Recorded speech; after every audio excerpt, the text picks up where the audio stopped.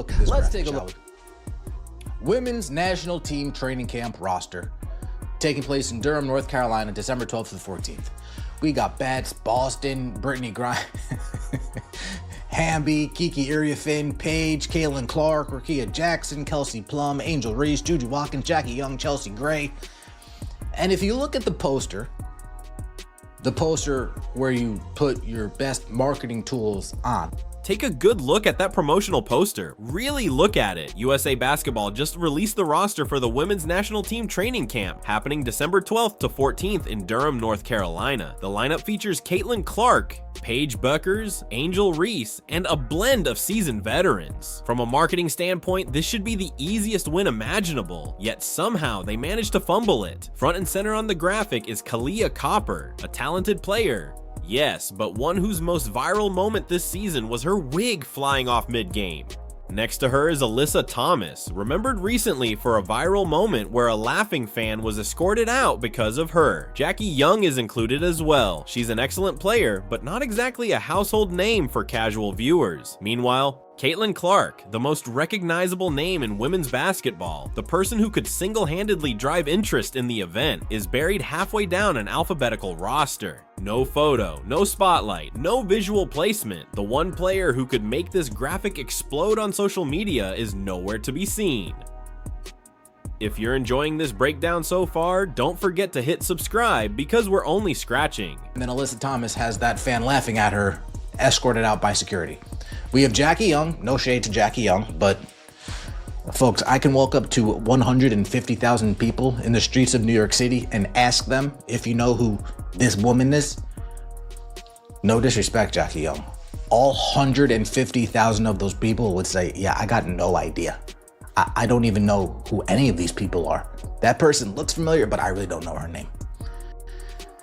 What's going on, team? Veteran sports journalist Christine Brennan, someone who literally wrote the biography on Caitlin Clark, called this out immediately. Brennan has covered Olympic sports and national governing bodies for over 4 decades. Her take was harsh, but it was also spot on. She pointed out that if USA Basketball truly wanted to elevate women's hoops, attract new fans, and reverse the viewership decline that hit during the Paris Olympics, they would have included a very specific player's image in the design. Everyone knows who that is. USA Basketball certainly knows too, which makes this promotional decision even more perplexing.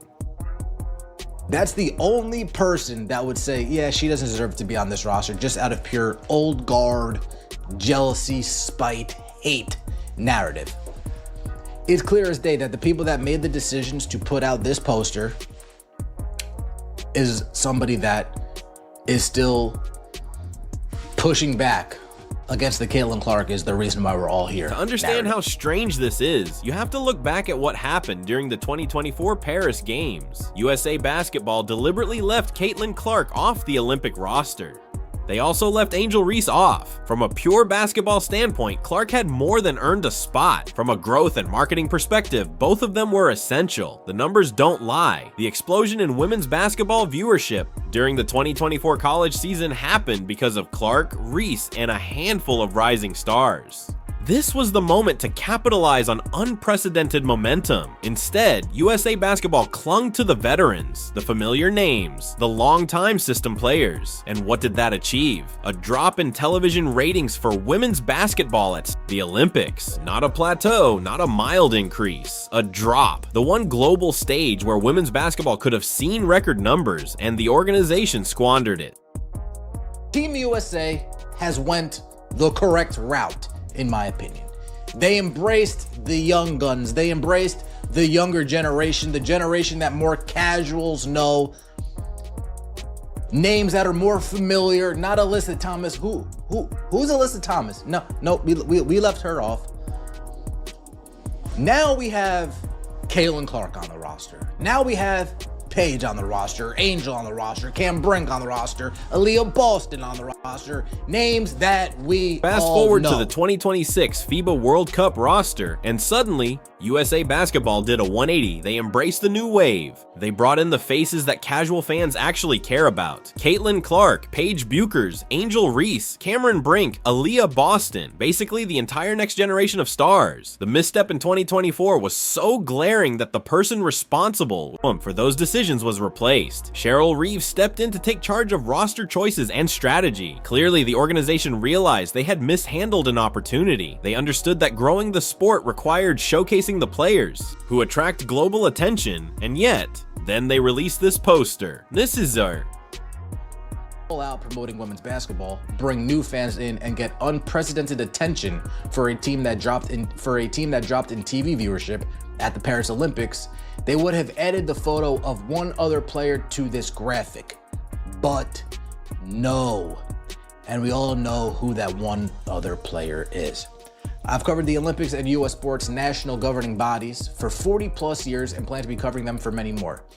And NGB's mission is to win medals, but also grow. Here's where things get contradictory. On the roster level, USA Basketball absolutely showed they learned from past mistakes. It's a solid mix of veteran presence and rising talent, the correct balance. But the marketing, the promotional strategy, it feels like they learned absolutely nothing. Picture the average sports fan scrolling through Instagram or Twitter.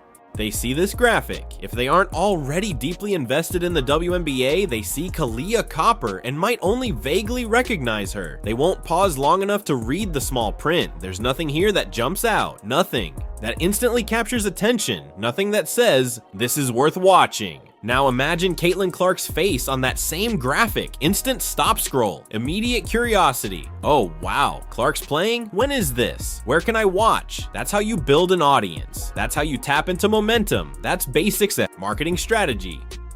People would be intrigued. People would say, oh, Caitlin Clark's back?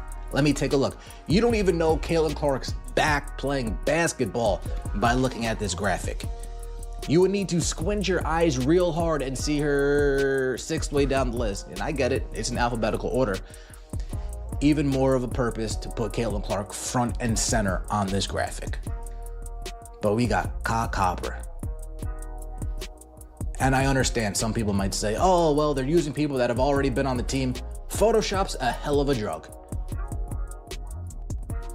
Going back in time is a hell of a job. Let's address the excuse some people might make. Maybe USA Basketball only used players who already had official Team USA headshots or in-uniform photos. Sounds logical at first, but here's the reality. Graphic designers exist. Photoshop exists. Brands do mock-up promotional graphics every single day. Caitlin Clark has worn USA Basketball uniforms before in FIBA youth tournaments. Those photos are available. And even if they weren't, companies like Nike and the NBA routinely use stylized athlete images that don't rely on official game shots. This wasn't a technical limitation, it was a conscious choice. And honestly, it would have probably taken less time to Photoshop Clark into a USA jersey than to piece together the graphic they actually released. None of this is a knock on Kahleah Copper's talent. She's a fantastic player, but from a marketing standpoint, she doesn't have the reach Clark has. That's just the truth.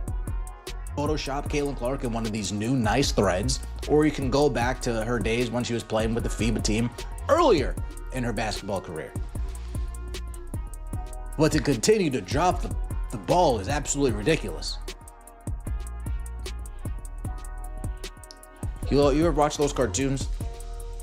You have like a waiter just carrying all these pots and pans at one time, and then out of nowhere they just slip, and then all the pots and pans fall all over the floor. They gotta go back, they gotta remake the food.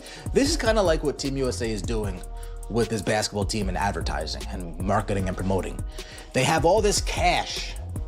This brings us to the core issue, the mindset of the people behind USA Basketball's marketing decisions. Someone in that department clearly wants to downplay Caitlin Clark's role in the sport's massive growth. There is a faction within women's basketball circles that resents Clark's meteoric rise. They prefer the narrative that the surge in popularity is collective, that the league as a whole deserves equal credit, rather than acknowledging that single-player star power drives fan interest in every major sport. This isn't speculation. The evidence is right there in the graphic. When the biggest attraction on the roster isn't featured at all, that's not an accident. That's not an oversight.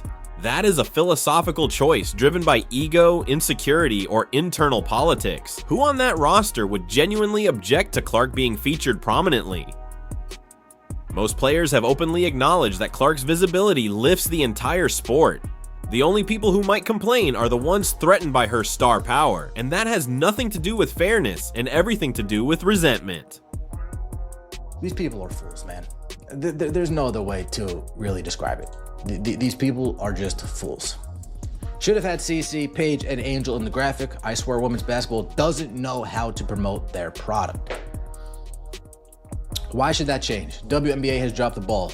Indiana Fever have dropped the ball. Nike has dropped the ball. Damn near the only ones that haven't been Wilson and the women's professional LPGA, not WPGA. Don't worry, WNBA media coaches, these players will get a front row seat when they see the foreign teams' fans seek their autograph picture like they're at a Michael Jackson concert. Let me know your thoughts in the comment section below. I appreciate all this Let's support. zoom out because this isn't an isolated misstep. It fits a larger pattern of institutional incompetence when it comes to marketing women's basketball's biggest star. USA Basketball mishandled the Olympic roster. They've now bungled the training camp graphic. The WNBA has been inconsistent. In leveraging Clark's global appeal, the Fever have had moments of brilliant marketing and moments of complete confusion. Nike delayed her signature shoe rollout for months longer than necessary. Only a handful of organizations like Wilson, who immediately partnered with her, and even the LPGA, which had her appear at events, seem to fully understand what they have in her. Steve Brennan summarized it best. USA Basketball's job is not only to win medals, but to grow the game. They failed to boost women's basketball during the 2024 Olympics, and with a second chance staring them in the face, they seem ready to repeat the same errors. Consider what will happen when this team goes abroad. Fans in other countries are going to lose their minds when they see Caitlin Clark. They're going to treat her like a world tour celebrity. They're going to swarm her for autographs. They're going to follow her every move. International audiences understand star power. They understand that individual athletes, not institutions, drive interest. Meanwhile, parts of the American basketball establishment, including some coaches, old school commentators, and segments of the WNBA media, remain stubbornly resistant to acknowledging Clark's impact.